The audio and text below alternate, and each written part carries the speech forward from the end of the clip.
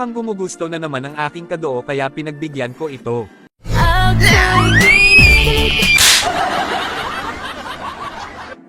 Nag-iisip ako kung sino ang ibaban dito kaya si Cyclops na lang kasi cute siya maglakad. Nako. Binyan ko siya kasi masama tumingin ang nag-iisa nitong mata at yung mga tinatae niyang bolang kristal. Uy, bolang kristal. Nagpick na ng Layla ang aking kaduho kaya magtatang tayo at aalagaan natin ito. Napag-isipan ko na maganda yung my shield para maprotektahan natin ang ating kaduho.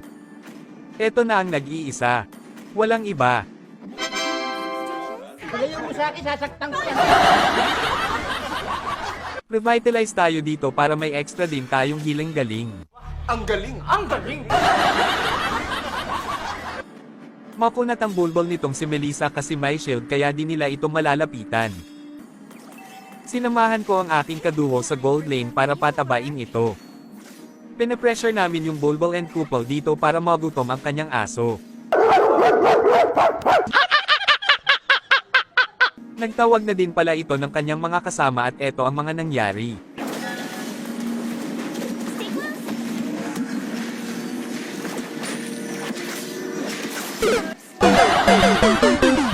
Napitas tayo dun pero okay lang.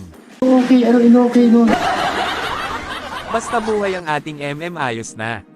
At nung nasa mid lane naman ako ay ines-SN ako ni Saber pero mapunat ako kasi may healing galing. Ang kaso nabigyan pa din tayo dahil dumalaw si Paul and Couple and Friends. At ang sakit sa bulbol itong payong ni Kagura. Kaya mo makakalusot ka.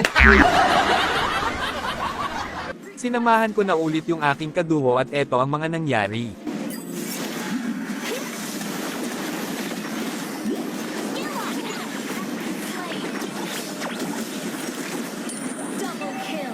Hindi ka ba nagtotodas?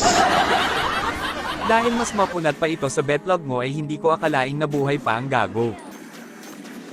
Dalawa pala ang kalaban naming aso at naaga nito ang pagong ang kapalit naman nun ay ang MM nila. Dumiretso na kami sa mid lane at eto na naman ang mga nangyari.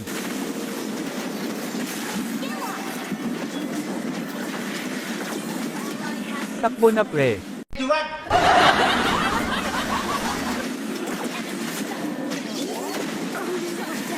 Damay-damay na ito at naubos kami. Walang yaka?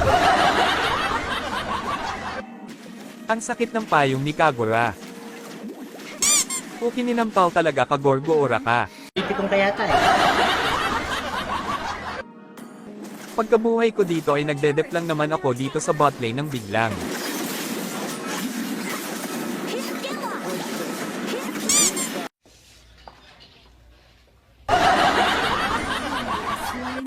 Pagka-respawn ko ulit dito ay eto naman ang ginawa ko.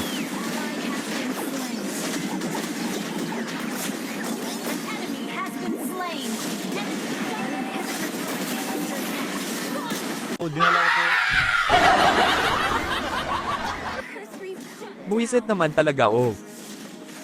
Relax lang mga pre, comeback natin ito. Hindi ka nagkakalat? At dahil nakapag-lord ang mga kalaban ay tapos ang Mobile Legends ni Umay. Kasalanan mo naman lahat yan eh. Defeat.